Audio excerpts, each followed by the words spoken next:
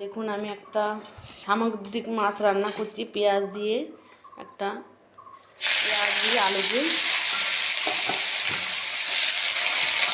রান্নাটা কী করে করছি আপনারা দেখুন। আমার পেঁয়াজ আর আলুটা একটু মজে গেছে। এবার দিয়ে দেবো লঙ্কা বাটা, আদা জিরা গোলমরিচ আর লঙ্কা। তারপর দিয়ে একটু হলুদের গুঁড়ো, তারপর দিয়ে দিলাম টমেটো। এবার দিয়ে দেবো লবণ স্বাদ মতো। এবার এটাকে একটু ভালো মতো কষাবো বন্ধুরা।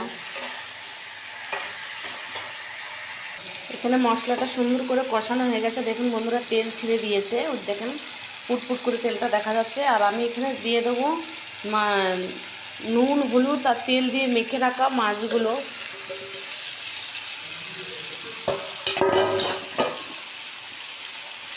এই মাছটা ভেজেও রান্না করা যায়, না ভেজেও রান্না করা যায়।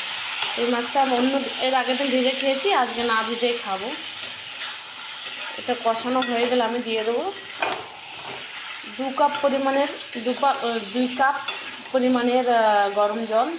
খুব কষ্ট হচ্ছে বন্ধু, এক হাতে মোবাইল ধরে রাখা বন্ধুরা, আর এক হাতে ভিডিও বানানো। আমার এখন সারাশি দিয়ে কড়াইটা ধরার দরকার ছিল, কিন্তু পরিস্থিতি নেই। অনেক কথা, অনেক সমস্যার মধ্যে আমি ভিডিওটা বানাচ্ছি বন্ধুরা, একটু মন দিয়ে দেখবেন আপনারা। এখন গরম জল দেবো এর মধ্যে।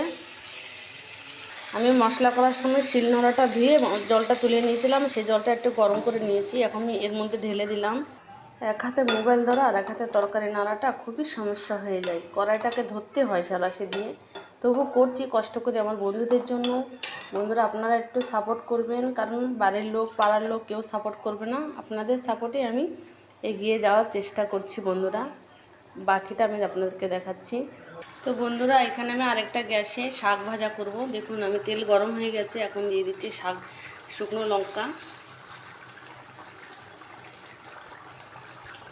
লঙ্কাগুলো লাল হয়ে গেছে। এবার দিয়ে দেবো কালো জিরে, এবার দিয়ে দেবো রসুন, থেতো করা রসুনগুলো একটু লাল হয়ে গেছে। এবার দিয়ে দেবো কাঁচা লঙ্কা। মশলাগুলো ভাজা হয়ে গেছে, সামান্য একটু হলুদ দিয়ে দেবো, শাকে বেশি হলুদ লাগে না। শাকের মশলাটা ভাজা হয়ে গেছে। এবার দিয়ে দেবো সুন্দর করে কেটে রাখা শাকগুলো আমি একটু উল্টে পাল্টে দেবো। কড়াইটা কেমন নড়ছে দেখুন, ধরতে পারছি না। এক হাতে মোবাইল নিয়ে রান্না করাটা অনেক কষ্ট। একটু পজ করলাম, পজ করে আমার গুঁড়ো মাছের তরকারিটা এই পর্যায়ে এসছে, এখন নামাবো।